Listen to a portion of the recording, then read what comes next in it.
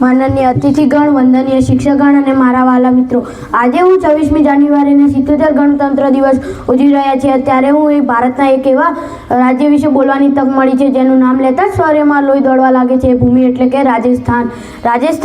જે ભૂમિ પર શૌર્યનું સરવાણી વહે છે, ત્યાં પથ્થરોની પણ ઇતિહાસ ગાથા ગવાય છે. જ્યાં વીરો હવામાં શ્વાસ લે છે, એ જ પાવન ધરાને દુનિયા રાજસ્થાન કહે છે.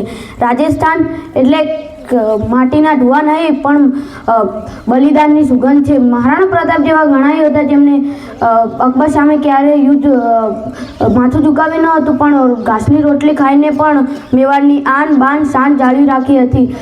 ચિત્તોડગઢનો કિલ્લો હોય કે જેસલમેરનો સોનલ કિલ્લો, ઉદયપુરનો હવા મહેલ કે જયપુરનો સરોવર, રાજસ્થાનના દર ખૂણે જીવંત ઇતિહાસ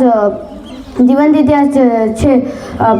રાજસ્થાનની સંસ્કૃતિ પધારો મારે દેશના આધારિત છે અને લોકગીત, ઘુમર અને રંગબેરંગી કપડાથી એકતાનું શ્રેષ્ઠ ઉદાહરણ આપે છે. ચાલો આપણે કહીએ કે રાજસ્થાન વીરો પાસેથી એ શીખીએ કે જે આપણે કોઈ પણ જેવી મુશ્કેલી આવે પણ આપણે પીછટ નહીં કરીએ. વીરતા જેની હવામાં શ્વાસ લે છે, એ જ વીરતા વ્યાખ્યા, એ જ રાજસ્થાન છે. વીરતાની વ્યાખ્યા છે, એ જ રાજસ્થાન છે. ભારત માતા કી જય. જય હિન્દ.